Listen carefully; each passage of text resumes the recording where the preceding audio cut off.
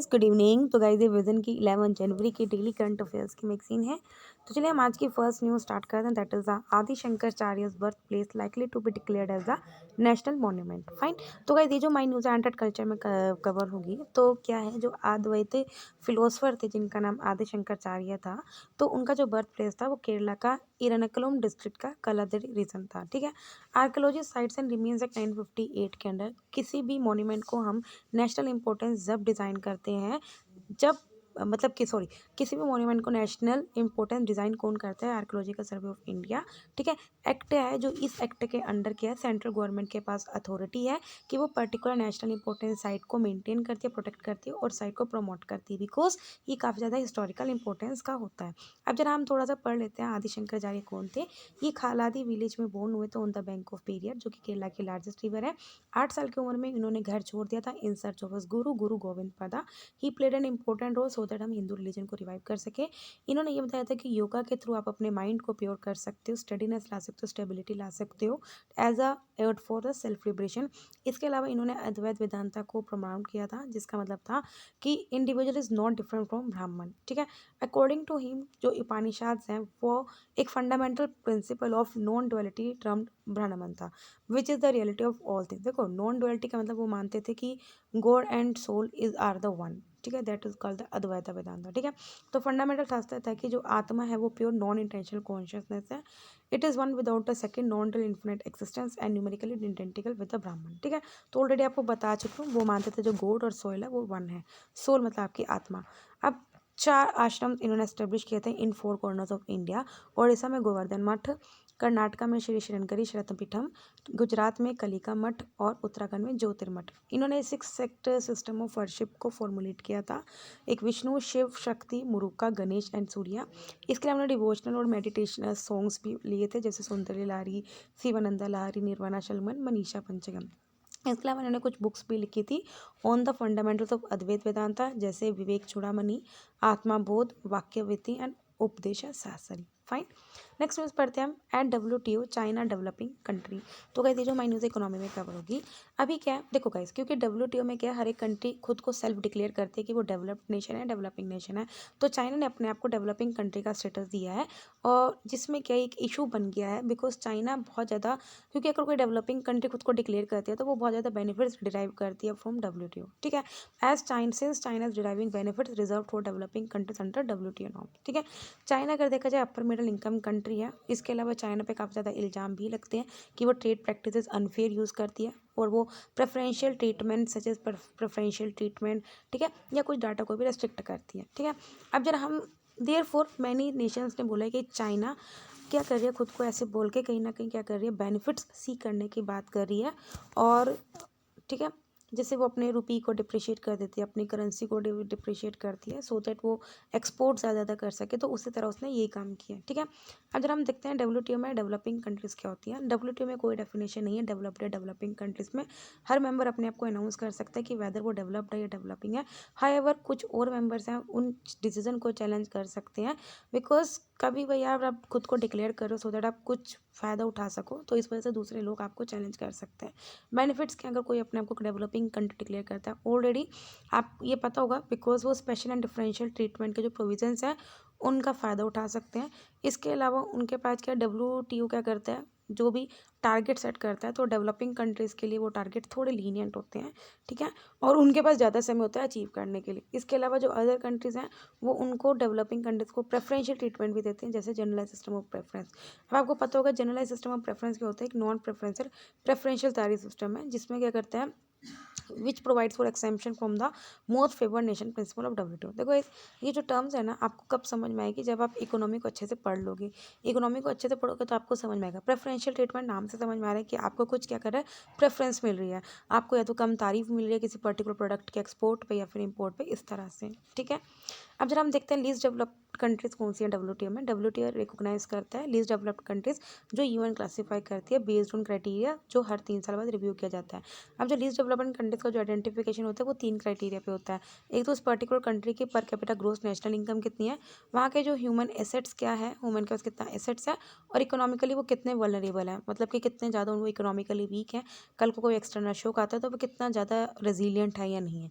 Recently के concerns show किए गए ओवर द, क्योंकि लीस्ट डेवलप्ड कंट्रीज़ का स्टेटस दिया गया बांग्लादेश को, ऑल दो, जबकि बांग्लादेश ऑलरेडी इंडिया को सरपास कर चुका है in terms of GDP per capita. ठीक है, तो अगर बांग्लादेश को हम लीस्ट डेवलप्ड कंट्री का स्टेटस देते हैं तो इसका मतलब वो गलत है, तो इसको चैलेंज किया जा सकता है। नेक्स्ट है renewable energy certificate scheme shows the Lagarde growth. तो गाइस ये जो हमारी न्यूज़ है एनवायरनमेंट में कवर होगी। अभी क्या जो रिन्यूएबल एनर्जी सर्टिफिकेट है वो मार्केट बेस्ड इंस्ट्रूमेंट है जो 2010 में इंट्रोड्यूस हुआ था। सिंपल बात है गाइस, काफ़ी बार आपको डिस्कस किया हुआ है। सिंपल यही है कि सपोज करो आपको कुछ रिन्यूएबल परचेज करना ही होता है। रिन्यूएबल परचेज एप्लीकेशन मतलब क्या है, सपोज करो आप पावर परचेज करते हो तो आप कुछ नॉन रिन्यूएबल एनर्जी तो लोगे लोगे कोयले से बनी, लेकिन आपको कुछ परसेंटेज आप ऑब्लिगेशन है, मतलब वो मैंडेटरी आपको करना होगा, तो कुछ रिन्यूएबल एनर्जी पर परचेज करना होता है। ठीक है, एंड रिन्यूएबल एनर्जी को प्रमोट करने के लिए इसका एम ये है कि हम क्या करें, जो रिन्यूएबल एनर्जी रिसोर्सेज की अवेलेबिलिटी है और जो प्रोडक्शन है उसके बीच में जो मिसमैच है उसको हम एड्रेस करें। ठीक है, इंडियन इलेक्ट्रिसिटी एक्ट 2003 के अकॉर्डिंग जो आरपीओ ने मैंडेट किया हुआ है सभी जो इलेक्ट्रिसिटी डिस्ट्रीब्यूट करते हैं कंपनीज को, कि उन्हें क्या करना है, उनको कुछ परचेज करना है, मिनिमम परचेज करना है of their requirement from renewable energy sources. One renewable energy certificate किसके इक्वल होता है, अगर आप कितना 1 मेगावाट रिन्यूएबल एनर्जी को जनरेट करते हो। ठीक है, दो कैटेगरीज होती हैं इसमें भी, एक सोलर होती है एक नॉन सोलर होती है। ठीक है, जरा हम देख लेते हैं करंट स्टेटस क्या है रिन्यूएबल एनर्जी सर्टिफिकेट स्कीम का। ओनली दिसंबर 2021 तक का अगर डाटा देखें तो 4% इंस्टॉल्ड रिन्यूएबल एनर्जी कैपेसिटी को ही रजिस्टर्ड किया गया है। विंड और सोलर पावर नियरली अकाउंट करते हैं 58% 21% respectively of total registered capacity. कौन कौन से स्टेट हैं जहाँ रिन्यूएबल एनर्जी सबसे ज़्यादा अट्रैक्टिव है, तमिलनाडु, महाराष्ट्र, राजस्थान, गुजरात, जो नियर अबाउट 73% कॉन्ट्रीब्यूट करते हैं। रीजंस क्या है, मतलब इस स्कीम के अंडर इतना स्लो क्यों अपटेक हो रहा है। सबसे पहले कि लो एलपीओ टारगेट्स हैं, कुछ स्टेट्स में लॉ एनफोर्समेंट एजेंसीज इतनी अच्छी नहीं है, और वॉलंटरी मार्केट है, मतलब अभी भी आपकी मर्जी है। ठीक है, इसके अलावा जो रिन्यूएबल एनर्जी पोटेंशियल है वो भी फ्यू स्टेट्स में अभी तक कंसंट्रेट है। इसकी वजह से क्रॉस बॉर्डर प्रोक्योरमेंट करना होता है, लाइक गुजरात में ज़्यादा है तो आपको गुजरात से खरीदना पड़ेगा किसी और स्टेट को। प्लॉसिबल स्टेप्स के लिए क्या लिए गए हैं, स्टेप्स मतलब अच्छे स्टेप्स क्या लिए हैं so that renewable energy certificates के लिए गवर्नमेंट ने क्या किया, क्लियर आरपीओ ट्रेजेक्ट्री रखा हुआ है अंटिल 2030, जिसके अंदर नेशनल और स्टेट आरपीओ टैक्स किस तरह आप कर सकते हो, कंसिस्टेंट बना सकते हो उसको। स्टेट गवर्नमेंट ने नो वेवर और carry forward of RPO tax को भी प्रोवाइड किया गया डिस्ट्रीब्यूशन कंपनीज को। इसके अलावा इन्होंने solar non solar hydro power RPO targets को मर्ज करा है, जैसे अभी सोलर और नॉन सोलर अलग है तो फिलहाल इनको मर्ज कर दिया गया है सो दैट हम और टेक्नोलॉजीज को अलाउ करें including solar wind hybrid rooftop solar and green hydrogen, so that वो स्कीम में पार्टिसिपेट करें। नेक्स्ट न्यूज़ है telecom player opposes the satellite players demand for the separate earth station licences. तो कही थी जो हमारी न्यूज़ है साइंस एंड टेक्नोलॉजी में कवर हुआ है, जो टेलीकॉम कंपनीज हैं उन्होंने सैटेलाइट प्लेयर्स के मतलब कि अपोज हैं, क्योंकि जो satellite players demand for delinking licence of certificate earth station from the service licence. देखो अर्थ स्टेशन वो टेलीकम्युनिकेशन पोर्ट होता है जो ग्राउंड पे होता है। ठीक है, मतलब जहाँ से आप क्या करते हो कुछ सैटेलाइट्स को देखते हो, जहाँ पे हम क्या करते हैं सैटेलाइट कम्युनिकेशन को कनेक्ट करते हैं स्पेस में विद द टेरेस्ट्रियल नेटवर्क, मतलब कि आप अपना मतलब कि आपका अर्थ पे कोई आपका स्टेशन है उससे आप क्या कर रहे हो अपनी सैटेलाइट को क्या कर रहे हो कनेक्ट कर रहे हो या फिर उनको ट्रैक कर रहे हो, इस तरह से होता है। ठीक है, एट प्रेजेंट जो सर्विस प्रोवाइडर्स हैं उनको एक लाइसेंस लेना होता है अगर उनको अर्थ स्टेशन सेटअप करना है under the unified licence framework. ठीक है, इसके अपोजिशन में जो सैटेलाइट प्लेयर्स हैं स्पेशली जो हाई स्पीड इंटरनेट प्रोवाइड करते हैं उन्होंने बोला कि हमें एक सेपरेट लाइसेंस चाहिए अगर आपको सैटेलाइट अर्थ स्टेशन चाहिए। ठीक है, तो हाउ अबाउट अब जरा सैटेलाइट बेस्ड कनेक्टिविटी के बारे में पढ़ते हैं। देखो सैटेलाइट बेस्ड कनेक्टिविटी क्या होती है, सिंपल बात है, इसमें क्या होता है आपके पास जो सिग्नल्स आते हैं they operate by sending and receiving broadband signal to a satellite in space. अब गाइस आपको पता होगा एक तो आपके पास जैसे मतलब डाटा नेट है, एक होता है broadband, this two are different things ना। तो ये होता है देखो जो सैटेलाइट बेस्ड कनेक्टिविटी होती है इसमें क्या होता है कुछ सिग्नल्स होते हैं जो सेंड किए जाते हैं रिसीव किए जाते हैं to a satellite in space rather than using an underground copper fibre network. मतलब ये वायरलेस होता है, इसमें आपको अंडरग्राउंड किसी केबल की जरूरत नहीं होती, आपके पास सीधा सैटेलाइट के थ्रू सिग्नल आते हैं, नेटवर्क आते हैं।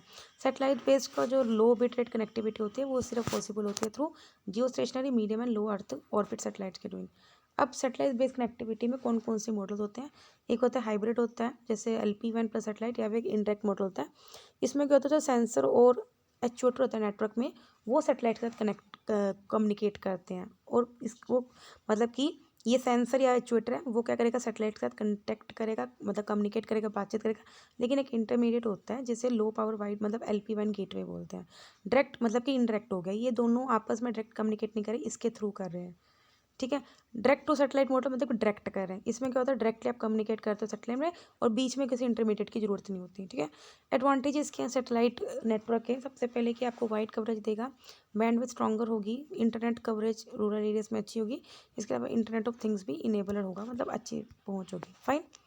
नेक्स्ट न्यूज़ है anti cyber bullying laws in India. तो गाइस ये जो हमारी न्यूज़ इकोनॉमी या फिर हमारे सोशल इश्यूज़ में कवर होगी। रिसेंट केस आया बुल्ली बाई ऐप का, जहाँ पे जो मुस्लिम वुमेन की जो फोटोग्राफ्स है उसको पोस्टेड की गई है for fake auctions has brought the issue of online bullying of women in limelight. मतलब कि एक ऐप है Bulli Bai, I don't know about this app. ठीक है। जहाँ पे एक मुस्लिम वुमेन की फोटोग्राफ को पोस्ट किया गया है, और जिसकी वजह से एक ऑनलाइन बिलिंग की बात आ गई। ठीक है, नीलामी की, सोच रहे हो, वुमेन की। तो IPC इंडियन पेनल कोड के अंदर कोई भी बुली या इसको एज अ पनिशमेंट या ऑफेंस नहीं डिफाइन किया गया। हाइवर IPC के कुछ और प्रोविजंस हैं, या फिर IT एक्ट 2000 की कुछ प्रोविजंस हैं जो साइबर बुलिस के अगेंस्ट फाइट करता है। ठीक है। जैसे आपने देखा था बीच में कितना बुली बुली वाला आया था। Cyber online bullying number of ways में दी जाती है, जैसे रोस्टर्स होते हैं ना, एक्चुअल में तो वो भी बुली करते हैं, जो कि अच्छा नहीं होता, लेकिन स्टिल चल रहे हैं, वो क्या कर सकते हैं। अगर कैसे, अगर आप किसी का पर्सनल अकाउंट हैक कर लो, या आप क्या कर रहे हो, किसी के थ्रू फिर वल्गर लैंग्वेज यूज़ कर रहे हो, या किसी को इनसेंसिटिव लैंग्वेज यूज़ कर रहे हो, या आप किसी के प्राइवेट मैसेज को शेयर कर रहे हो, पिक्चर्स को शेयर कर रहे हो, या किसी को ब्लैकमेल कर रहे हो, या आप किसी को स्टॉक कर रहे हो, या फिर उसको कुछ मैसेजेस भेज रहे हो। ठीक है। This all are covered under the cyber online bullying. Legal provisions क्या है इसके अंडर, सेक्शन 354A, ठीक है, जो कि sexual harassment and punishment for sexual harassment, and 354C and section 354D किसका, IPC का, इंडियन पिनल कोड का। इसके अलावा IT एक्ट का सेक्शन 666E है, जो अगर आप किसी की प्राइवेसी वायलेट करते हो तो उसकी पनिशमेंट है। थर्ड है indecent representation of women prohibition act 1986। एक है IT intermediate guideline digital media ethics code rules 2021। इस प्रोविजन में क्या है कि अगर आप, मतलब कि सिंपल बात है, इसमें ग्रीवेंस रिडलेशन मैकेनिज्म है, मतलब कि विच रिक्वायर देम टू, अगर आपको किसी की यूज़र की इन्फॉर्म करना होगा, अगर आप कुछ पब्लिश करो उससे रिलेटेड चीज़। ठीक है। नेक्स्ट है red sandalwood falls back in the IUCN's endangered category. तो गाइस ये जो हमारी न्यूज़ एनवायरनमेंट में खबर होगी, जो रेड सैंडर्स है वो वापस एंडेंजर्ड कैटेगरी में चला गया IUCN की रेड लिस्ट में। 2018 में इसको क्लासीफाई कर दिया था नियर थ्रेटेंड, जो कि 1997 से एंडेंजर्ड थी। रेड सैंडर्स बोटानिकल नेम इसका ये है, एक नॉन फ्रेगनेंट वेराइटी सैंडलवुड की, जो मेनली रॉकी है, हिली रीजन में पाया जाता है। अगरबत्तियाँ भी आते हैं गाइस इसकी, धूप वगैरह जो आप चलाते हो। लोकली इसे रक्त चंदनम या वीरा चंदनम बोलते हैं। नेटिव ट्री है जो एंडेमिक है इंडिया से ही, और आपको ईस्टर्न घाट के साउथर्न पार्ट में पाया जाता है, तो ये थोड़ा सा इंपॉर्टेंट हो सकता है। इसको क्या जोग्राफिकल कंडीशन है इसकी ग्रोथ के लिए, सोइल इसको लेटराइट चाहिए या ग्रेवली सॉइल, और वाटर लॉगिंग को टॉलरेट नहीं कर सकती, क्लाइमेट हॉट एंड ड्राई चाहिए, रेनफॉल 500 to 800 मिलीमीटर। सिग्निफिकेंस क्या है, मेडिसिनल बेनिफिट्स हैं। ठीक है। कूलिंग इफेक्ट प्रोवाइड करती है, हेड एक से रिलीव करती है, स्किन डिजीज से रिलीव करती है, गुड रॉ मटेरियल है for music instrument and luxury furniture. इसके बाद सेंटलिन डाई इससे बनती है, जो फूड स्टफ को कलर करने में काम आता है। थ्रेट्स क्या है, हाई, क्यों ये इतना वापस ही एंडेंजर्ड में, फॉरेस्ट फायर की वजह से इलीगल ट्रेड हो रहा है, इन्वेजिव स्पीसीज आ रही हैं। ठीक है। कॉन्टिन्यूसली आप इसको हार्वेस्ट कर रहे हो। ठीक है। प्रोटेक्शन क्या है, इसको प्रोटेक्शन किया जाता है in appending second of the sites. अब हम बढ़ते हैं अपनी छोटे छोटे न्यूज़। सबसे पहले Manipur issues disturbed area notification. अभी क्या मणिपुर गवर्नमेंट ने डिक्लेयर कर दिया कि जो मणिपुर के एंटायर स्टेट है एक्सक्लूडिंग इम्फाल म्यूनिसिपल एरिया, उसको डिस्टर्ब घोषित कर दिया गया है। और कब से कर दिया, रेट्रोस्पेक्टिव मतलब कि लास्ट डेट, प्रीवियस डेट से इसको कर दिया 31 दिसंबर 2021 से, और 1 साल के लिए डिस्टर्ब एरिया खुद को घोषित कर दिया। अब देखो कोई भी एरिया को अगर डिस्टर्ब एरिया घोषित कर दिया तो अब पावर आ जाएगी आर्म्ड फोर्सेज में, तो वहाँ पे आफ्सपा रूल फोर्स हो जाएगा, सो दैट आर्म्ड फोर्सेस क्या करेंगी, उस डिस्टर्ब एरिया को रिस्टोर कर सके वहाँ की पीस, और उनको आर्म्ड फोर्सेस को स्पेशल पावर्स मिल जाती है। डिस्टर्ब एरिया को डिक्लेयर किया जाता है under section 3 of this aspect, जहाँ पे किसी भी स्टेट का कुछ पार्ट को या पूरी स्टेट को आप क्या कर सकते हो, डिस्टर्ब एरिया घोषित कर सकते हो और आर्म्ड फोर्सेस को यूज़ कर सकते हो, सो दैट वो सिविल पावर मतलब कि यूज़ कर सकती है। डिस्टर्ब एरिया डिक्लेयर किया जाता है सेंटर के द्वारा या स्टेट के गवर्नर के द्वारा या यूनियन टेरिटरी के एडमिनिस्ट्रेटर के द्वारा, जो कि यूजली लेफ्टिनेंट गवर्नर होते हैं। नेक्स्ट न्यूज़ है एलसीए तेजास, काफ़ी बार पढ़ा है हमने ये भाई। 1984 में इसको कंसेप्चुलाइज किया गया था। एक half indigenous single engine multi role fighter jet है। देखो वेरी इंपॉर्टेंट हो जाता है कि डिज़ाइन किसके द्वारा किया गया है, एरोनॉटिकल डेवलपमेंट एजेंसी, और प्रोड्यूस किया गया है हिंदुस्तान एरोनॉटिक्स लिमिटेड। इसकी जो 400 किलोमीटर इसकी रेंज है और मेनली यूज़ किया जाता है for close air to ground operation, ठीक है। वर्ल्ड का स्मॉलेस्ट और लाइटेस्ट सुपरसोनिक फाइटर एयरक्राफ्ट है। इसके अंदर कुछ state equipped with the state of art satellite aided inertial navigation system. Variety of LC larger air, मतलब कि इसका देखो अभी तक तो स्मॉल है, लेकिन ये लार्जर एयरक्राफ्ट आ रहा है इसी का ही, जो 2023 या फिर इस साल के एंड तक आ जाएगा। नेक्स्ट है high ambition कोalition for nature and the people. India ने रिसेंटली कंट्रीज़ को अर्ज किया है कि वो जरा इस कोalition को ज्वाइन करें। इंडिया ने इस कोalition को ज्वाइन किया था COP15 में, ठीक है। अभी हाई एम्बिशन कोalition का एक इंटर गवर्नमेंटल ग्रुप है जो नेचर और पीपल के साथ डील करते हैं, किस तरह से हम जो स्पीसीज लॉस हो रही हैं उनको हम कम कर सकते हैं, ठीक है, और अपने इकोसिस्टम को प्रोटेक्ट कर सकते हैं। फाइन, इसका एम ये है कि हमें क्या करना है, एटलीस्ट 30% प्लानट को प्रोटेक्ट करना है 2030 तक, और अंडर 13 to 30 टारगेट भी बोलते हैं इसको, under the convention on biological diversity. I hope आपको समझ में आ रहा होगा। नेक्स्ट है एशियाटिक लॉयन, पढ़ा है वैसे हमने इसके बारे में। रिसेंट एकेडमिक पेपर के अकॉर्डिंग जो एशियाटिक लॉयंस हैं वो कहाँ कहाँ पाए जाते हैं, western central north western part of Indian सब कॉन्टिनेंट, इवन कि हरियाणा में भी पाए जाते हैं। इन्होंने फाइंडिंग ने ऑल्सो कंफर्म किया है कि लॉयन और टाइगर इकट्ठे भी रह सकते हैं। एशियाटिक लॉयन ओनली इंडिया में पाए जाते हैं और इसके 5 प्रोटेक्टेड एरियाज है गुजरात में। एक तो Gir national park, Gir sanctuary, Pania sanctuary, Mitiyala sanctuary and Girnar sanctuary. ये one of the 5 big cats हैं जो इंडिया में रहती हैं, along with big big cats 5 हैं। एक तो एशियाटिक लायन होगी, एक बंगाल टाइगर हो गया, इंडियन लेपर्ड हो गया, स्नो लेपर्ड हो गया, क्लाउडेड लेपर्ड। तो 5 ही बिग कैट्स के नाम आपको पता होना चाहिए। आईफिल स्टेटस क्या है इसका, endangered, again very important. Next है डेमेंटिया। लेंसेट की रिपोर्ट के अकॉर्डिंग तो डेमेंटिया के जो केस है इंडिया में वो 2050 तक डबल हो जाएंगे। डेमेंटिया क्या है, ये एक जनरल टर्म है जिसमें मेमोरी लॉस हो जाता है, language problem solving and other thinking जो एबिलिटीज़ हैं वो आपकी बेकार हो जाती हैं, ठीक है, मतलब डेली लाइफ के साथ इंटरफेयर करती हैं। Alzheimer disease is the most common type of dementia. ये स्टडी एट्रीब्यूट करती है कि इतने ज़्यादा डेमेंटिया केस आ रहे हैं, ये क्यों आ रहे हैं। एक तो आजकल लोगों का वजन बहुत है, high body mass index, fasting plasma glucose, मतलब कि आपके पास शुगर आपके, और स्मोकिंग की वजह से, these are the major causes जिसकी वजह से जो केसेस हैं वो डबल हो सकते हैं 2050 तक। इसके अलावा WHO ने ग्लोबल एक्शन प्लान भी लेके आया वो on the public health response to dementia 27 to 25, जिसके अंदर ये कि हमें लोगों की लाइफ इम्प्रूव करना है। नेक्स्ट है global initiative on sharing avian influenza data. एक रिसर्च टीम है जिन्होंने कोविड-19 का डेल्टा क्लोन स्ट्रेन को फाउंड आउट किया है, मतलब जिसमें डेल्टा और ओमिक्रॉन दोनों के फीचर्स इम्प्रूव हैं। In Cyprus has shared findings with the GISAID. अब जीसेट क्या है, that is the global initiative on sharing influenza data. Launch 2008 में इस इनिशिएटिव ने प्रमोट किया था कि किस तरह से जो भी डाटा है regarding the influenza virus and corona virus जिसकी वजह से कोविड होता है, उनके डाटा को शेयर करना। डाटा में इसमें क्या क्या इंक्लूड होता है, जो भी ह्यूमन वायरसेस का जेनेटिक सीक्वेंस या क्लिनिकल डाटा या फिर geographical as well as species specific data, जो भी एवियन, मतलब कि सिंपल बात है, कोविड और इन्फ्लुएंजा दोनों के जो पेशेंट्स हैं उनका डाटा हम क्या करते हैं, कलेक्ट करते हैं। इस डाटा से हम क्या करते हैं, रिसर्चर्स के साथ हम शेयर करते हैं, तो वो ढूंढते हैं, पता लगाते हैं किस तरह से वायरस इवोल्व हुआ, कैसे स्प्रेड होता है during the epidemics and the pandemics. Next है डिजिटल एम्पोसिंग टेक्नोलॉजी। ये टेक्नोलॉजी को यूज़ किया गया सो दैट हम क्या कर सके, हाई स्पीड प्रोडक्शन कर सके मैप्स की and to produce braille maps that can be use for a longer period. ये देखो डिजिटल एम्पोसिंग टेक्नोलॉजी क्या है, डिजिटल प्रिंटिंग टेक्नोलॉजी है जिसमें हम क्या करते हैं, that eliminates the need for printing plates, molds, chemicals and solvent, और इवन कि कोई पोल्यूटेंट भी रिलीज नहीं करता और ओवरऑल एनर्जी यूसेज को रिड्यूस करता है। इस टेक्नोलॉजी को डिज़ाइन और इम्प्लीमेंट किया जाएगा पहली बार इंडिया में, किसके द्वारा, national atlas and thematic mapping organisation के द्वारा, जो कि इसके अंडर है DST, department of science and technology. Very important about this department. Jallikattu में भी आपको पता होगा, जल्लीकट्टू एक बुल टेमिंग स्पोर्ट है तमिलनाडु में, जो कि पोंगल फेस्टिवल का पार्ट होता है। ये फेस्टिवल सेलिब्रेशन होता है नेचर का एंड थैंक्स देते हैं हम टू नेचर फॉर मतलब जो अचीव हमें हार्वेस्ट मिली है, अचीव कैटल को वर्शिप की जाती है। जल्लीकट्टू संगम लिटरेचर में भी है। हाउएवर जो बुल टेमिंग का जो रेफरेंस है वो मोहनजोदाड़ो में इसकी सील में भी डिस्कवर किया गया था, जो कि 2500 BC से 1800 BC पुरानी है। अदर स्टेट्स जिसमें इस तरह के सिमिलर स्पोर्ट होते हैं, कर्नाटका, कंबला होता है आंध्र प्रदेश में, बुलो कार्ट रेसेस होती है महाराष्ट्र में, कोक फाइट होते हैं Andhra Pradesh and other states में, और कैमुलेज होती है राजस्थान में।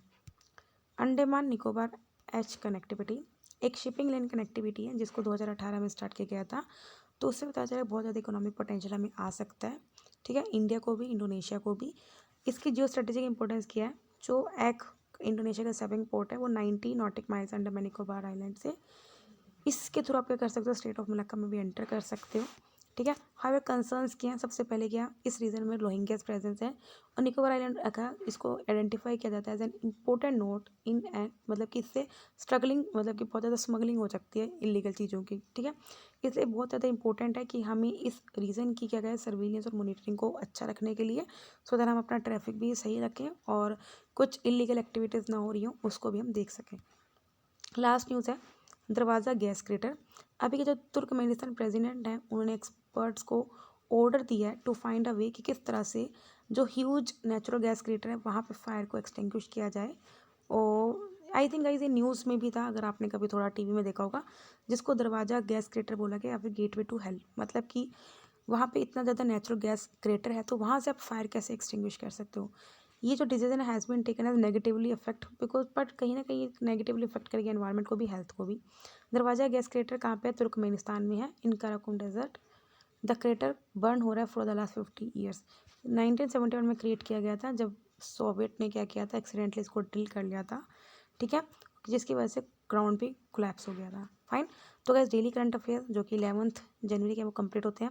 वीडियो अच्छी लगे तो लाइक करना, कोई डाउट तो कमेंट करना। तब तक ले बाय, टाटा।